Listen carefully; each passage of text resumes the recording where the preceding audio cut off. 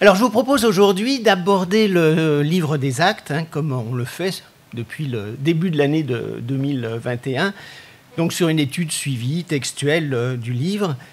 Et on va juste faire un petit rappel, comme on l'a fait déjà au mois de janvier, pour juste voir que le livre des Actes, on peut le séparer en deux parties. Une première partie qui est plutôt la préparation à la mission, la naissance de l'église de Jérusalem, et puis avec la place de Pierre qui est vraiment importante. Et puis dans un deuxième temps, on va voir plutôt les voyages de Paul, les voyages missionnaires, avec les quelques voyages que vous connaissez. Donc le premier voyage qui est quand même relativement proche de Jérusalem, c'est une façon de parler, on est sur la partie nord-est de la Méditerranée. Et puis après, on va avoir le deuxième voyage qui est beaucoup plus loin, qui va jusqu'en Grèce, et puis le troisième qui se superpose à peu près au précédent. Et puis après, on aura le quatrième voyage avec le départ vers Rome, qui va arriver après le passage que l'on va aborder aujourd'hui.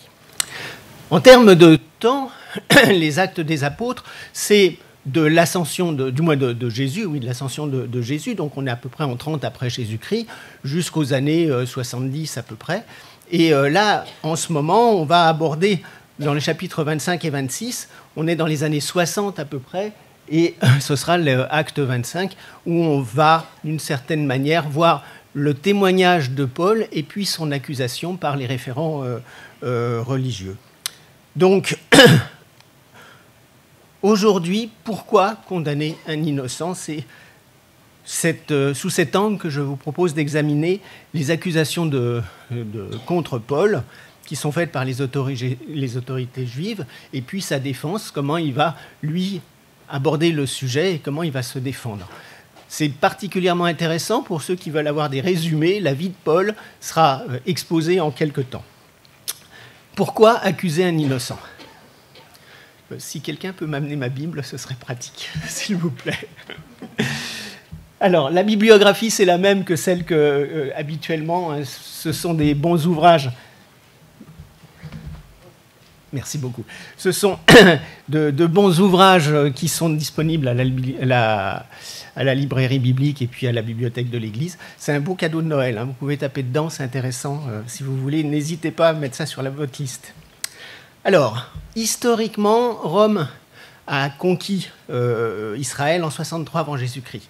Et là, on est dans un cadre où le peuple juif va pouvoir garder ses référents religieux et ses coutumes et ses habitudes. Donc c'est une manière qu'a Rome, qu'a la cité de Rome, d'aller s'imposer par ailleurs sans trop avoir de critiques sur place, puisque les gens, d'une certaine manière, gardent leur liberté. Mais ça va très loin, parce que même dans les coutumes juives, il y a la possibilité qui est donnée par Rome de pouvoir mettre à mort des gens qui sont venus dans le temple, par exemple, qui sont venus dans les zones qui leur sont interdites pour les païens. Et donc, ça va quand même très loin. Mais l'Église chrétienne, au départ, est juste considérée par Rome comme, en gros, comme le judaïsme. C'est pareil, c'est une tendance particulière. Et là, on est au tout début, mais à partir du moment où on a une croissance vraiment exponentielle de l'Église, ça va poser un vrai problème. D'abord parce que les chefs religieux juifs, eux, n'acceptent pas cette indépendance du christianisme, avec une certaine hostilité, il faut l'avouer.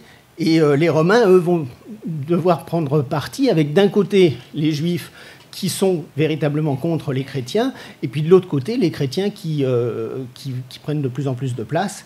Et à un moment, il va falloir considérer ce mouvement soit illégal, soit propre, soit étant avec le judaïsme, et là, c'est sûr que ça va poser un problème. Alors, je vous propose d'apporter d'abord en deux parties la situation que Festus, qui est le gouverneur, va exposer au roi Agrippa. Et après, dans un deuxième temps, on va voir que Paul défend sa cause. Donc je vous propose de lire cette partie. On est dans Acte 25, 13. Et Festus est avec Paul devant le roi Agrippa. Quelque temps plus tard, le roi Agrippa et Bérénice arrivèrent à Césarée pour rendre visite à Festus. Leur séjour dura plusieurs jours. Festus en profita pour exposer au roi le cas de Paul. « J'ai là un homme, dit-il, que mon prédécesseur Félix a laissé en prison. Lors de mon passage à Jérusalem, les chefs des prêtres et les responsables de la nation juive sont venus porter plainte contre lui et ils m'ont demandé de le condamner. Mais je leur ai répondu que les Romains n'ont pas coutume de livrer un prévenu avant de l'avoir confronté avec ses accusateurs et de lui avoir donné l'occasion de se défendre de leur accusation. Ils sont donc venus ici avec moi, je n'ai pas voulu remettre l'affaire à plus tard, et dès le lendemain, j'ai tenu audience et donné l'ordre d'amener cet homme. Je m'attendais à ce que les accusateurs le chargent de toutes sortes de crimes graves, et il n'en fut rien. Il ne s'agissait que de discussions au sujet de leur propre religieux et d'un certain Jésus qui est mort et dont Paul dit qu'il est vivant. Je me suis trouvé dans l'incapacité de prendre une décision dans un débat de ce genre. J'ai donc demandé à Paul s'il consentait à monter à Jérusalem pour que son affaire y soit jugée. Mais il a préféré user de son droit d'appel et il a demandé que sa cause soit portée devant le tribunal de l'empereur. J'ai donc ordonné de le garder en prison jusqu'à ce que je puisse l'envoyer à César. Alors Agrippa dit à Festus, « J'aimerais bien entendre cet homme. » « Tu pourras l'entendre dès demain, lui répondit Festus. Le lendemain, donc, Agrippa et Bérénice arrivèrent en grand apparat et firent leur entrée dans la salle d'audience, suivis des officiers supérieurs et des notables de la ville. Sur un ordre de Festus, Paul fut introduit. « Roi Agrippa, dit alors le gouverneur, et vous tous qui êtes ici présents, vous avez devant vous l'homme au sujet duquel toute la foule des Juifs est venue me trouver à Jérusalem, aussi bien qu'ici, pour crier qu'il n'avait plus le droit de vivre. Or, en ce qui me concerne, je n'ai rien trouvé dans ce cas qui puisse mériter une condamnation à mort. Cependant, puisqu'il en a appelé à l'empereur, j'ai décidé de lui envoyer. Seulement, je ne dispose d'aucun fait précis à écrire à l'empereur, et c'est pourquoi je le fais comparaître devant vous, et tout spécialement devant toi, roi Agrippa, afin d'avoir quelque chose à écrire après cet interrogatoire. Car il est absurde, me semble-t-il, d'envoyer ainsi un prisonnier à Rome sans avoir précisé les accusations dont il est l'objet. Alors Festus, c'est le romain procurateur. En fait, c'est le gouverneur. On va dire le gouverneur de Judée. Il vient d'être nommé et il est tout jeune et il ne connaît pas les coutumes, les habitudes, la religion juive. Et donc, en proposant de faire juger Paul à Jérusalem, il va donner un avantage important aux Juifs qui sont hyper présents dans la cité, et ça va être au détriment de Paul, parce qu'il est bien évident que les Juifs veulent la mort de Paul. Alors, Paul, lui, a fait une demande qui est tout à fait légitime pour quelqu'un qui est un citoyen romain, comme Paul et sa famille, c'est-à-dire de se faire juger, non pas par les tribunaux locaux, mais par César, donc directement à Rome. Donc, Paul fait ce choix. Alors c'est un choix qui peut sembler surprenant, mais d'un autre côté, c'est sûr que s'il va à Jérusalem, il va avoir tout contre lui.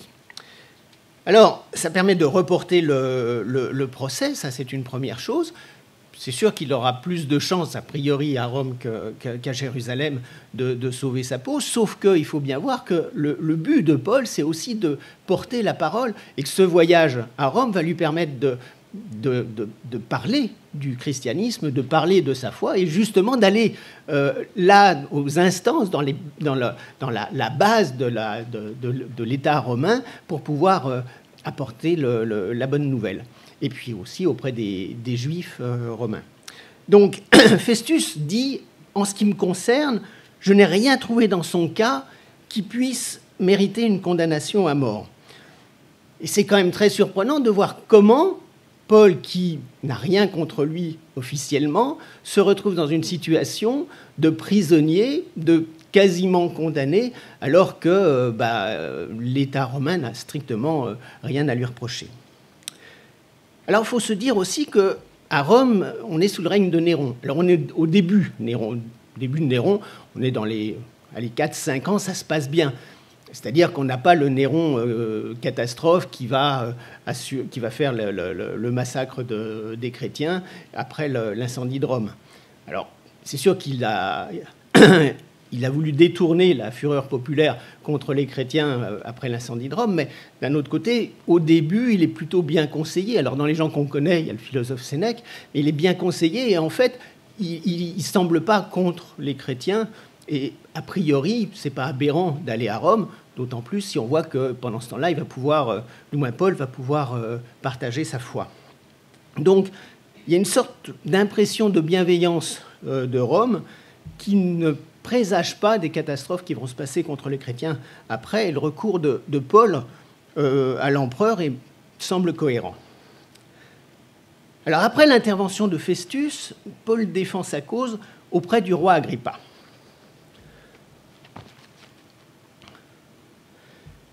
Alors, d'abord l'explication de Paul dans les versets 1 à 26, et puis après, on verra la réponse. Alors, Paul défend sa cause. Agrippa dit à Paul, « Tu as la parole, tu peux présenter ta défense. » Alors, Paul étendit la main et présenta ainsi sa défense. « Roi Agrippa, je m'estime heureux de pouvoir aujourd'hui me défendre devant toi de toutes les accusations que les Juifs ont portées contre moi, car tu connais parfaitement toutes leurs coutumes et leurs discussions. Veuille donc, je te prie, m'écouter avec patience. » Effectivement, Agrippa connaissait parfaitement bien toutes les coutumes juives. Tous mes compatriotes savent comment j'ai vécu dès ma jeunesse au sein de mon peuple à Jérusalem. Ils me connaissent depuis longtemps et ils peuvent témoigner, s'ils le veulent bien, que j'ai conduit ma vie selon les principes du parti le plus strict de notre religion, celui des pharisiens. Et maintenant, si je suis traduit en justice, c'est à cause de mon espérance dans la promesse de Dieu à nos ancêtres. Nos 12 tribus espèrent voir son accomplissement en rendant leur culte à Dieu nuit et jour. Oui, c'est à cause de cette espérance que je suis mis en accusation par des Juifs, ô roi. Et pourtant, trouvez-vous incroyable que Dieu puisse ressusciter des morts ? Pour moi donc, j'ai d'abord pensé que je devais m'opposer par tous les moyens au nom de Jésus de Nazareth. C'est ce que j'ai fait à Jérusalem. J'ai jeté en prison, en vertu des pouvoirs que j'avais reçus des chefs des prêtres, un grand nombre de ceux qui appartenaient à Dieu. Et lorsqu'il s'agissait de les condamner, j'ai voté leur mise à mort. Je passais d'une synagogue à l'autre pour les faire punir et essayer de les contraindre à renier leur foi dans l'excès de ma fureur. J'allais les traquer jusque dans les villes étrangères. C'est ainsi qu'un jour, je me suis rendu à Damas avec les pleins pouvoirs que m'avaient accordés les chefs des prêtres pour accomplir cette mission. J'étais en chemin et il était environ midi, lorsque j'ai vu, ô roi, une lumière venant du ciel plus éclatante que celle du soleil. Elle m'enveloppait de son éclat que mes compagnons de voyage voyaient aussi. Nous sommes tous tombés à terre, et j'entendis une voix qui me disait en araméen, « Saul, Saul, pourquoi me persécutes-tu? Tu te blesses toi-même en te rebiffant contre l'aiguillon. » Je demandais, « Mais qui es-tu, Seigneur ?» Et le Seigneur dit, « Je suis Jésus que tu persécutes. Mais lève-toi, tiens-toi debout, car je suis apparu pour que tu sois mon serviteur, pour témoigner aux hommes que tu m'as vus, et leur dire ce que je ferai encore voir par la suite. Je t'ai choisi du milieu du peuple juif et des païens vers lesquels je t'envoie. Tu devras leur ouvrir les yeux et les faire passer des ténèbres à la lumière et du pouvoir de Satan à Dieu, pour qu'en croyant en moi, ils reçoivent le pardon de leurs péchés et une part d'héritage avec ceux qui appartiennent à Dieu. Ainsi, ô roi Agrippa, je n'ai pas désobéi à cette vision venue du ciel, mais je me suis adressé d'abord aux habitants de Damas et à ceux de Jérusalem, puis à ceux de toute la Judée et enfin aux païens. Je leur ai annoncé qu'ils devaient changer de vie et se convertir à Dieu pour vivre d'une manière qui réponde à ce changement intervenu en eux. Et c'est pour cette raison que les Juifs se sont emparés de moi dans la cour du temple et qu'ils ont essayé de me tuer. Mais j'ai été protégé par Dieu jusqu'à ce jour, et je suis donc encore là pour apporter mon témoignage aux gens d'humble condition comme aux personnes importantes. Et ce que je déclare, ce n'est rien d'autre que les événements dont les prophètes et Moïse ont annoncé l'accomplissement, c'est-à-dire que le Christ souffrirait et qu'il serait le premier à ressusciter des morts pour annoncer la lumière du salut, non seulement au peuple juif, mais aussi aux païens. Maintenant, on passe à la réponse et à l'avis du roi Agrippa. Paul en était là dans sa défense, quand Festus s'écria « Tu es fou, Paul, ton grand savoir te fait perdre la tête. »« Non, Excellence, répondit Paul. Je ne suis pas fou, tout ce que je dis est vrai et sensé. D'ailleurs, le roi Agrippa est au courant de ces faits, et c'est pour cela que je peux lui en parler avec assurance. Aucun de ces événements ne lui échappe, j'en suis sûr, car ce n'est pas en secret qu'ils se sont produits. Crois-tu au prophète, roi Agrippa ? Oui, je le sais, tu y crois. Alors Agrippa dit à Paul, encore un peu et tu vas me persuader que tu as fait de moi un chrétien. Il y a quelques autres traductions peut-être à parcourir si besoin. Qu'il s'en faille de peu ou de beaucoup, reprit Paul, je prie Dieu que non seulement toi, mais encore tous ceux qui m'écoutent en cet instant, vous deveniez comme je suis moi-même, à l'exception de ces chaînes. Là-dessous, le roi se leva et le gouverneur, Bérénice, ainsi que tous ceux qui avaient siégé avec eux, l'imitèrent. En se retirant, ils se disaient les uns aux autres, « Cet homme n'a rien fait qui mérite la mort ou la prison. » Et Agrippa dit à Festus, « Il aurait pu être relâché s'il n'avait pas fait appel à l'empereur. » Agrippa connaît très bien le judaïsme et il semble assez proche de Paul. Et d'ailleurs, il dit « Cet homme n'a rien fait qui mérite la mort ou la prison. » Mais s'il valide ce que dit Paul, il se met en opposition aux Juifs. Et moi, ce qui me surprend, c'est que bien qu'il semble innocent, bien que Paul semble innocent pour le pouvoir, eh bien, ils ne vont pas faire grand-chose pour le sortir de là. Il a demandé d'être jugé à Rome, bah, il sera jugé à Rome, alors qu'il n'y avait rien pour le condamner. Donc ils suivent la procédure, voilà. Mais est-ce une obligation légale? Est-ce que c'est juste un échappatoire? Je n'ai pas lu grand-chose qui me satisfasse sur le sujet. En tout cas, il faut réaliser que ce qui est important, c'est que ça va permettre à Paul d'aller évangéliser à Rome et de pouvoir contacter les Juifs sur place et leur parler de cette bonne nouvelle. Donc, sous cet angle, c'est un point qui est tout à fait positif et on peut imaginer que justement, c'est ce que veut faire Paul. Alors, pour conclure, pourquoi condamner un innocent? Les derniers versets du livre des Actes précisent qu'en arrivant à Rome, Paul a une très grande liberté et il va pouvoir rencontrer les différents responsables juifs et il va pouvoir leur apporter cette bonne nouvelle. Et dans ce cadre-là, c'est passionnant parce qu'on se rend compte que, comme à Jérusalem, comme ailleurs, il y en a qui vont accepter et qui vont devenir chrétiens, et puis d'autres qui vont rester tout à fait réfractaires et ne pas se laisser persuader par Paul. Et à ce moment, Paul va reprendre une prédiction d'Ésaïe. Alors Ésaïe, pour replacer ça dans le contexte, c'est 700 ans avant Jésus-Christ. Hein, donc là, on est en 60 après. Hein, donc il y a quand même un paquet de temps. Et Ésaïe dit, vous aurez beau entendre, vous ne comprendrez pas, vous aurez beau voir, vous ne saisirez pas. Et tout au long de l'histoire de l'humanité, Dieu intervient. Il intervient avec les prophètes, et les prophètes vont s'exprimer en son nom. Et tout au long de l'histoire de l'humanité refuse les injonctions, les conseils, les demandes de Dieu. Certains, comme Paul, sont condamnés, expatriés, jugés, tués. Mais ce qui est essentiel, c'est qu'à la fin, la bonne nouvelle va se répandre, et va se répandre malgré tous les détracteurs. Mais Jésus lui-même a été confronté à l'injustice, à l'incrédulité, au mépris et à la condamnation. Et aujourd'hui encore, quand nous parlons de ce Jésus mort sur la croix pour nous et ressuscité comme il avait été annoncé par les prophètes, on est souvent critiqué, moqué, bon, ça arrive, parfois insulté.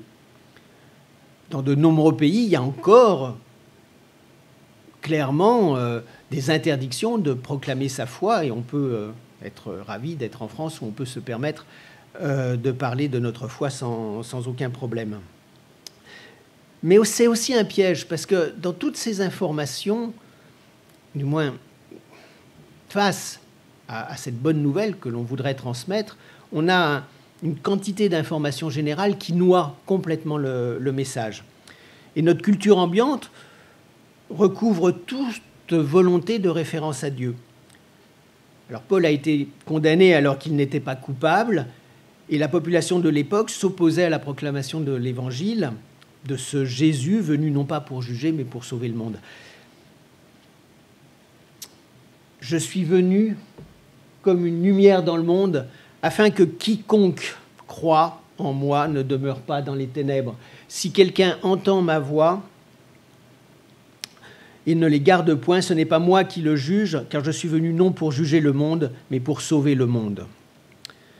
Et dans un monde qui cultive l'individualisme et la place de l'ego au centre de toute décision, il est difficile de concevoir une acceptation d'un Dieu tout-puissant, créateur, venu sur terre en Jésus-Christ pour permettre à chacun de se reconnecter à Dieu. Alors comment accepter avec humilité cette dépendance à Dieu? Comment vivre cette foi et la proposer autour de nous?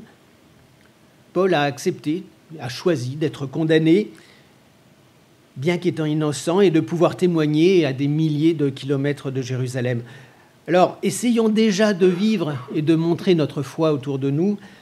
Notre rôle est de témoigner et de montrer comment Dieu a réussi à nous transformer malgré les difficultés et les épreuves. On peut sortir des exemples fantastiques dans l'histoire de l'humanité pour montrer combien Dieu a agi sur chacun. Par contre, si vous-même, vous prenez soin de ne parler que de ce que vous voulez, de ce que vous avez vécu, vous avez un témoignage qui est irréfutable. Quitte à être accepté à être condamné, malgré notre innocence. Mais pourquoi condamner un innocent? Prions. Seigneur, je te remercie parce que tu nous as fait parvenir ta parole, tu nous as fait connaître par tes prophètes tout ce que tu attendais de nous, et maintenant, connaissant Jésus qui est venu nous sauver, nous savons combien tu es important et combien nous pouvons nous confier à toi. Je te demande de bénir notre assemblée, de bénir tous ceux qui nous écoutent, de les accompagner et de les guider. Je te demande aussi de nous permettre, nous aussi, de témoigner comme tu nous le demandes. Amen.